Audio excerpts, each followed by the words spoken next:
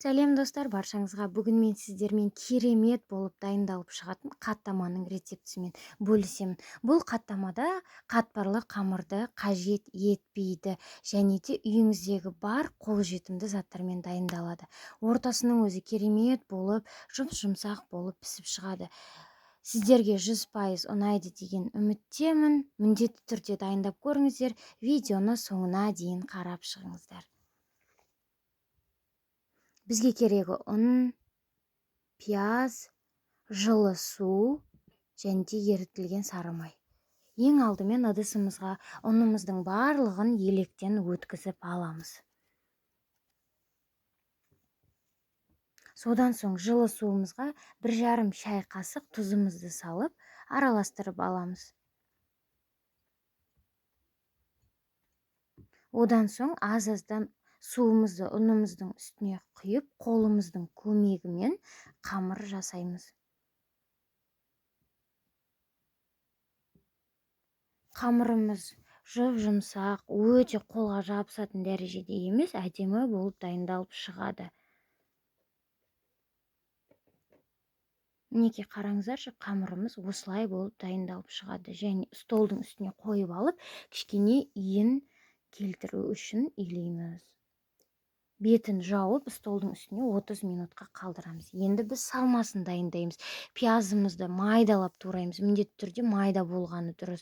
Үстіне тұзымызды, бұрышымызды және де майымызды құйып, қолымызбен араластырамыз. Не үшін майда деп отырмын? Себебі қамырды тесіп шықпауы үшін. Енді 30 минут тұрған қамырымызды бөлектерге бөліп аламыз. Менің сковородкамның табамның диаметрі 26 болғандықтан мен 5-6 бөлекке бөліп алдым. Егер сіздің табаңыздың диаметрі 20-18 болатын болса, сіз 7-8-ге бөліп алып пісірсеңіз де болады.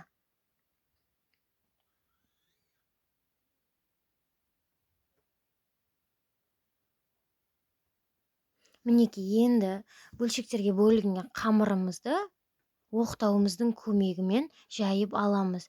Қамыр жабысып қалмауы үшін ұнның көмегімен жайып аламыз. Қамырымыз өте қалың болмауы қажет, себебі ортасы піспей қалуы мүмкін. Сол үшін де жұп-жұқа қылып жайып аламыз.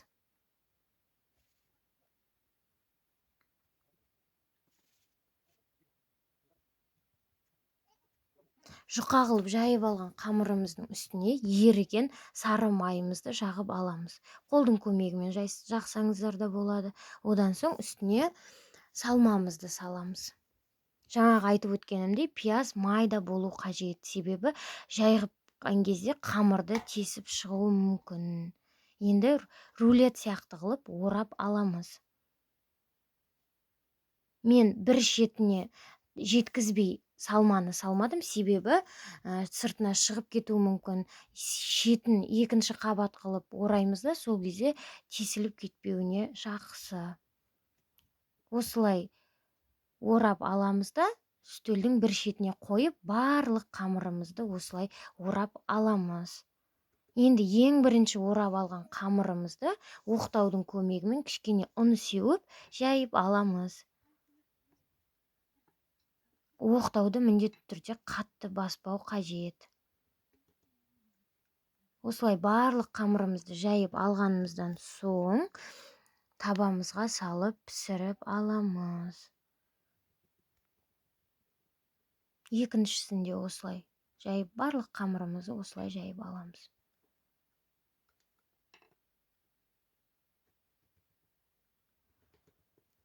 Неке қызып тұрған табамыздың үстіне кішкене май жағып аламыз. Мен майды көп жаққаным жоқ, себебі менің табам антипригарный асты.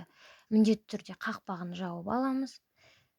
Енді екінші жағына айналдырамыз. Бірінші жағын пісіріп алуға маған шамамен 4 минуттай уақыт кетті. Осылай сап-сары болып қызарғанша екі жағын пісіріп аламыз. Мінекей барлық қаттамаларымыз осылай әдемі болып пісіп шықты. Иісінің өзі керемет. пияздың иісі әдемі болып шығып тұрады. Міндетті түрде дайындап көріңіздер, сіздерге ұнайды деген үміттемін. Менің каналыма тіркеліп қойыңыздар. Егер де осы рецепт сіздерге ұнап жатса, өз пікірлеріңізді және де жүрекшелеріңізді басып кетуді ұмытпаңыздар. Сіздердің назарларыңызға рахмет. Сіздермен болған мен Райхан.